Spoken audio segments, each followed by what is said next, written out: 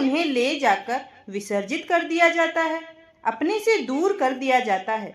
क्यों पहले भगवान को घर में लाया जाता है और क्यों फिर बाद में उन्हें ले जाकर नदी में प्रवाहित कर दिया जाता है? यह प्रश्न हम में से कई भक्तों के मन में उठता है। तो आइए जानते हैं गणेश विसर्जन के पीछे की रोचक कथा। भाद्रपद मास की शुक्ल पक्ष की चतुर्थी से अनंत चतुर्दशी तक चलने वाला 10 दिन का गणेश महोत्सव बड़े धूमधाम के साथ मनाया जाता है। चतुर्थी के दिन भक्त अपने अपने सार्वजनिक स्थानों और कार्यालयों में भगवान गणेश की मूर्ति स्थापित करने के साथ गणेश उत्सव की शुरुआत करते हैं। 10 दिनों तक उनकी पूजा आराधना की जाती है। बप्पा को तरह तरह के भोग लगाए जाते हैं और पूरे गणेश उत्सव के बाद धूमधाम के साथ गणेश जी को अनंत चतुर्दशी के दिन जल में विसर्जित कर दिया जाता है।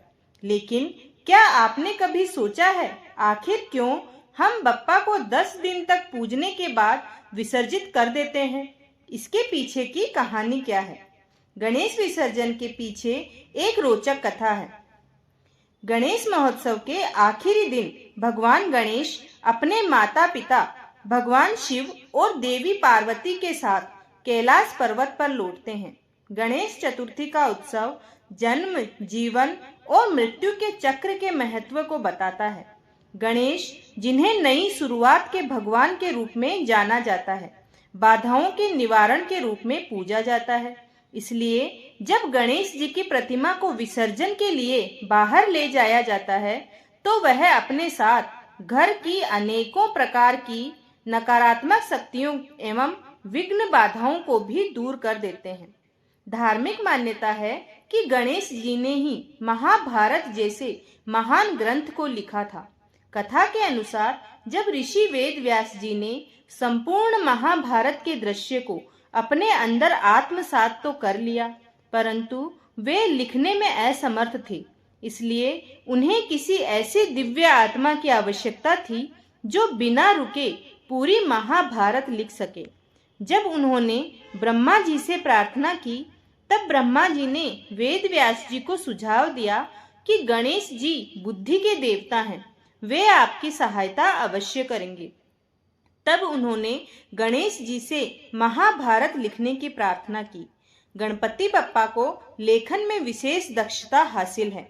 उन्होंने महाभारत लिखने के लिए स्वीकृति दे दी।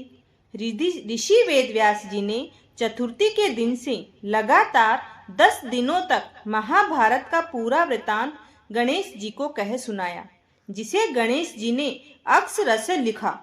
महाभारत पूरी होने के बाद जब वेद व्यास जी ने अपनी आंखें खोली तो देखा कि गणेश जी के शरीर का तापमान बहुत अधिक हो गया था। वह शरीर में तपन के कारण बहुत अधीर व्याकुल हो रहे थे। उनके शरीर के तापमान को कम करने के लिए भगवान वेद व्यास जी ने गणेश जी के शरीर पर मिट्टी का लेप किया। मिट्टी सूख जाने के बाद उनका शरीर अकड़ गया और शरीर से मिट्टी झड़ने लगी। तब भी ऋषि वेदव्यास जी ने गणेश जी को सरोवर में ले जाकर मिट्टी का लेप साफ किया था और उनको सरोवर में डुबकी लगाई थी। कथा के अनुसार जिस दिन गणेश जी ने महाभारत को लिखना आरंभ किया था, वह भादो मास की शुक्ल पक्ष की चतुर्थी का दिन था और जिस दिन महाभारत पूर्ण हुई वह अनंत चतुर्दशी का दिन था। तभी से गणेश जी को 10 दिनों तक बिठाया जाता है और 11वें दिन गणेश उत्सव के बाद बप्पा का विसर्जन किया जाता है।